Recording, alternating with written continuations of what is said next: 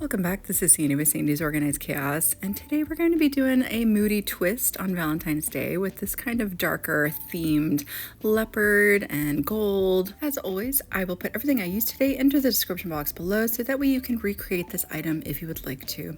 If you're new to my channel, don't forget to hit that subscribe button, and let's wake up, prep these tumblers, and slay all day. Let's do this.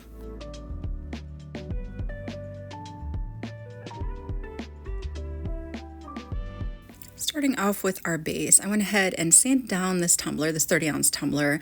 I spray painted it black, I let it sit overnight, and now we are going to go ahead and add our first layer of glitter here. So we're doing a black chunky glitter, and I'm going to be using the epoxy method to adhere my glitter down to my tumbler. So I'm going to put about 10 milliliters of epoxy.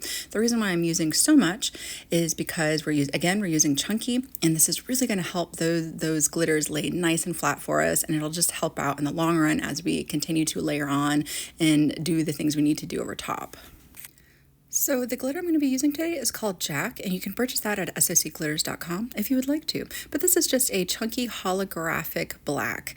Now the first thing I'm going to do is load up the bottom, then I'm going to come up and load up around the rim, and then I'm just going to fill in the rest of the center with my glitter. Once you have your tumbler fully loaded up with your glitter, you're going to go ahead and take your opposite gloved hand. You're going to push all that glitter back up off the rim, and then you're going to come through and tap down any glitter that might be poking up. And look how smooth that is already. So now, because I used 10 milliliters of epoxy, I'm going to go ahead and place that onto my tumbler turner, so that way none of those glitters shift around as it cures. After that has cured, we're ready to add a coat of epoxy over top of our raw glitter. Because I am dealing with metallic holographics, I am going to seal that down. I just used my liquid sealer because it's so cold outside, or you could use a spray sealer. But the reason why I do that is because the epoxy could potentially wick away off of the surface of the glitter because it's so smooth. So we do the sealing portion just so that way we don't get those fish eyes whenever we apply our epoxy. So I'm going to go ahead and layer on, I think this was about 20 milliliters, maybe 30 milliliters of epoxy. And we're going to place that again onto our turner. We're going to hit it up really good with our torch, popping any little micro bubbles, and we're going to let that cure properly. And if you need to, after this is dried, add another coat of epoxy over top, go ahead and do that before we do this next portion. There's nothing wrong with that. So I just wanted this really delicate looking fade of a leopard print from the bottom up to the top. And I really like the idea of the leopard spots once you peeled back the vinyls, that it's going to have still that same color holographic sparkle to it as the upper portion. So that's why we went ahead and did that part first. And now we're going to move on to laying down our leopard spots and then fading in our color that's going to go over top. So I don't know about you guys, but I pretty much cut out leopard spots like this, and I just have it on hand. Like I do an entire sheet, however big it needs to be is how I make the spots. So I do mine a little bit bigger for the spot portions, but I just cut out the entire thing because I use spots a lot. So I just do a whole sheet, and so that way I stick it in the drawer and I just have it on hand whenever I'm in the mood to make up some more leopard spots. So I'm pretty much going to go almost to the top with my leopard spots because I want a deep fade of the chunky glitter that's going to go over top. I want it pretty deep. So I'm actually going to do my spots almost to the top. I'm also going to make sure that I get them pretty tight together. I want it very pronounced. So I'm making sure that I place these very, very close, and I'm making sure that I keep the same spacing as I continue on with putting these down. So after I'm done, I'm just going to go ahead and place my transfer tape right there. It's still good. And I'm going to stick all this together in the drawer, and then I have it on hand if I ever need it again. The glitter I chose is semi-transparent, so I'm going to use a glue for this as well. You can also do epoxy, again, if you'd like to. It's up to you, but I'm going to use glue. The glitter I'm using is called 50K, and it's a semi-transparent. So there's bits of opal, and there's bits of pieces that are a little bit less transparent, so like a little bit more metallic-y. So I just wanted something, again, just something that was light.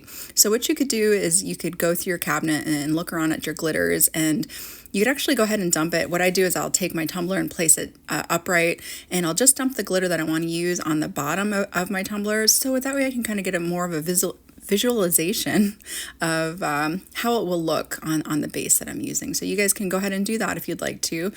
But I already did that. I like the color that I chose. So now I'm going to go ahead and fully, again, load up this entire tumbler with my glue because I want this to be a very deep waterfall or cascade fade onto the base.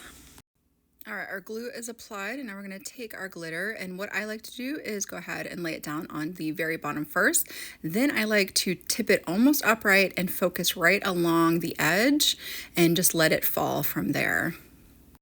Now, after I get all the way around, after I hit up that edge really good, letting it just naturally cascade down, I am going to start to slowly bring down my glitter as I'm shaking it. And as you see, I'm holding it almost completely upright here.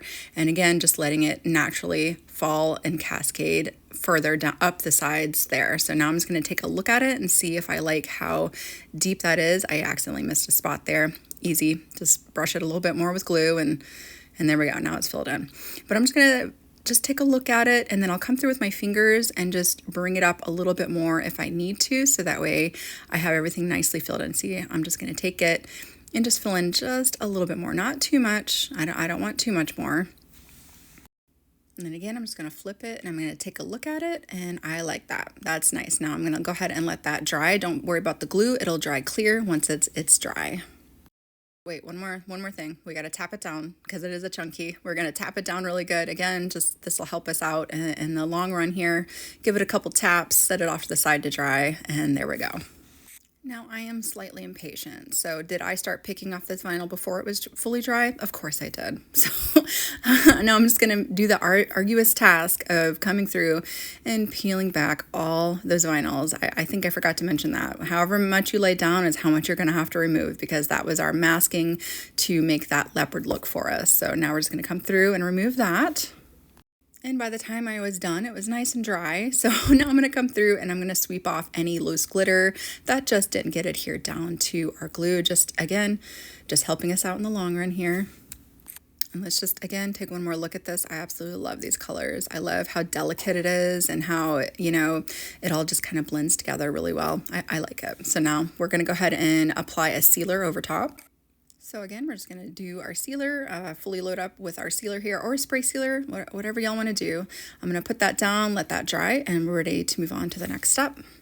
And the next step, of course, is applying epoxy over top. So I added another 20 to 30 milliliters right over top of our raw glitter here. I'm going to let that cure, and then again, we'll be ready to move on to another new step. So the quote that I'm using, I simply went onto my design space, whether you have Silhouette or Cricut, whatever you have, and all I did was type up forever and always, and I found this font. It's like an old English font. It's whatever was free, because I don't pay anymore for my Cricut stuff. Whatever was free. Or you could go on to Creative Fabrica and find yourself some old English font type style if you want to. It's up to you guys. You definitely want something a bit thicker for what we're about to do, because this is, again, going to be our stencil for this next portion. I laid it down to where I wanted it, and I seen that I was going to have a little bit of an issue right after the "and." So I went ahead and just cut some slits there, and that's going to make it so much more easier when you go to lay everything down, because we are working with a curvy tumbler, and that'll help out with making sure that nothing bunches up on us. So you're just going to get that lined up. You're going to get that burnish down really good. So I wanted it to have kind of this smoky effect to it. I wanted it to look sultry and smoky. So I went digging around. Again, I'm trying to use up what I have back here. All right. Now, this might not be available through the shop that I just showed you, but I will make sure to put another shop that I know has something similar to it. Okay. So we're just using a gold alcohol ink. And I went to the $1.25 tree, and I picked up their magic erasers that are only $1.25, and I cut a little piece off. I also have some rubbing alcohol, and that's all we're going to need to create this smoky, sultry look. I'm going to take a little bit of that gold alcohol ink, and I'm going to dip it right onto my little sponge here. And then we're just going to take that sponge, and we are going to dab it all over our lettering. Now, don't be afraid of this, okay? Don't be afraid, all right? Just come in and you're gonna dab it around, and that's pretty much all you wanna do here. It's super easy. You can make this as thick as you'd like it, or as thin, like if you wanted it just straight up on top of the lettering, you could do that too. You can make it wider like I did. The only reason why I made it wider is because I decided to experiment with it. So I'll show you what I mean by that once I get this patted down real good.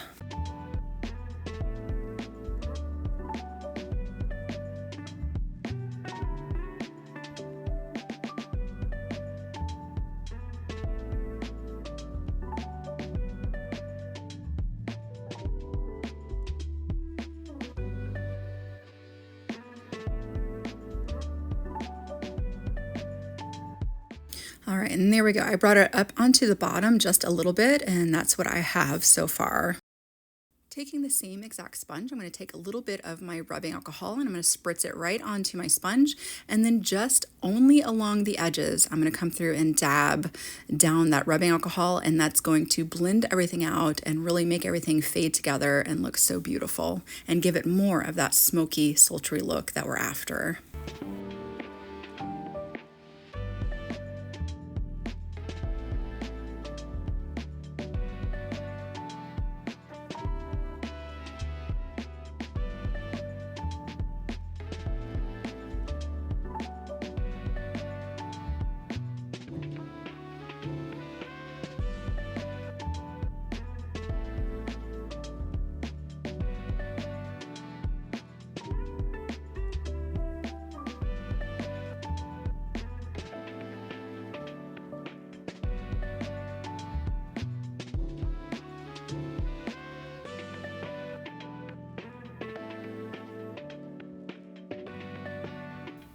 All right, I absolutely love this. I love the way it's looking. I love how it just looks smoky, and it's exactly what I wanted. So again, you could leave it just like this, but I wanted to just kind of experiment just a little bit with some stuff here, with some of our stencils. Taking some of those leopard spots, I'm just going to randomly place those right near our lettering here. And then taking that same little sponge, I'm going to add a little bit more gold to my sponge, and I'm going to dab that around over top of our leopard spots. I just wanted to see if it would give it a little bit of depth, or if you could kind of tell that they were there. And I went ahead and pulled that back, and it definitely gave it a different look. So it looks almost like blended in with it. So I wanted to go a step further. And I added a few more spots, and I'm going to take a copper color. This time I used Tim Holtz copper, which is a little bit different than the other alcohol ink that I was using. It's a little bit harder to blend. So do I recommend the Tim Holtz copper? No, I don't. I don't really recommend it. It was kind of hard to blend out, but that's okay. I worked with it anyways, but I just wanted to see, again, what it would look like adding a little bit more of a color variation. And this is what it looks like after you peel it back and you add that little bit of a color variation. It was okay. You know, I would have been fine with just having the gold and just have it kind of just a real faint, almost like, is that a leopard spot in there with it, you know? But it is what it is. I went with it anyways. We're working with it.